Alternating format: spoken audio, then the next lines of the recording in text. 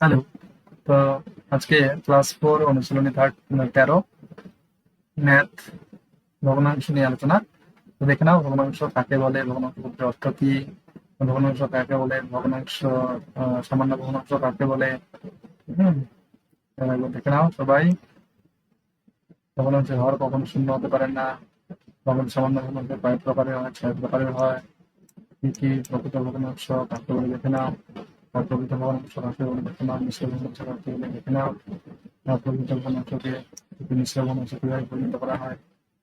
হ্যাঁ, যে কোনো পূর্ণ সংখ্যাকে কি বলা হয়? প্রকৃত ভগ্নাংশ বলা হয়। মিশ্র ভগ্নাংশ থেকে অপ্রকৃত ভগ্নাংশ কি করে বানানো হয়? একক ভগ্নাংশ কাকে বলে? সদৃশ্য ভগ্নাংশ কাকে বলে? অসদৃশ্য ভগ্নাংশ কাকে বলে? এই হলো ভগ্নাংশের প্রকারভেদ। ভগ্নাংশ সম্পর্কে পুরো ভগ্নাংশ যতগুলো সংজ্ঞা রয়েছে সেগুলো দিয়ে দিলাম। ভিডিওটি ভালো লাগলে অবশ্যই লাইক করুন, শেয়ার। নতুন নতুন ভিডিও পেতে চ্যানেলটি অবশ্যই সাবস্ক্রাইব করবেন। নমস্কার।